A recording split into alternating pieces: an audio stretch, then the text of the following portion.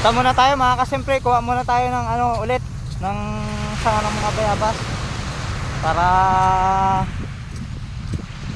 ibanto ulit natin doon sa bulbon yun, isang bulbon yun.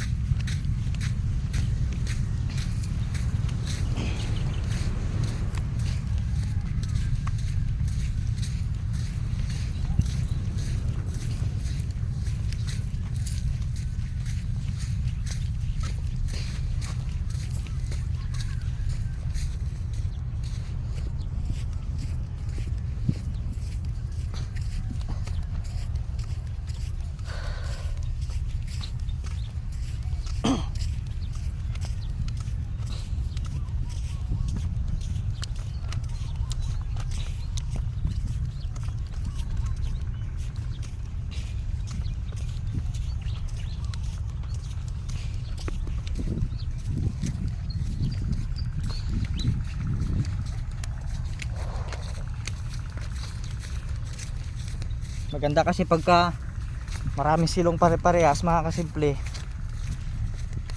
kahit araw-arawin natin ang area. Kaya kailangan sipagan nating manguha ng pangbanto.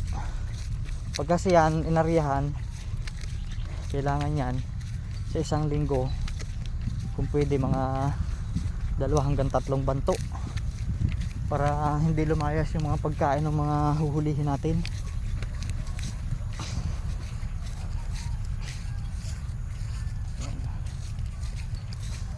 Tingnan muna natin, surveyin muna natin yung ano, mga pagkukunan natin para maganda yung mayabong, yung parang Christmas tree talaga mga kasimple, sigurado.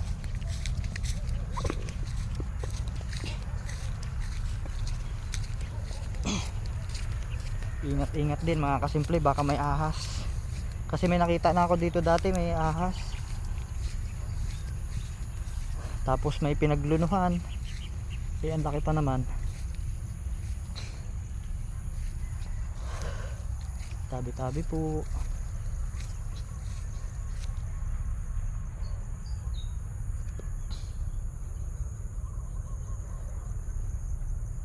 Doon may mayabong, kaso lang parang nakakatakot naman dun.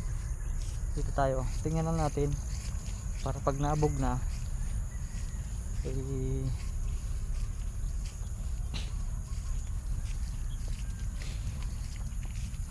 ito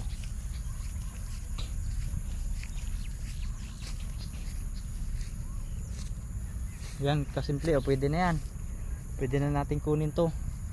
Tapos kukuha pa rin tayo sa mga ibang ano puno para makadagdag. Ito yung tali natin.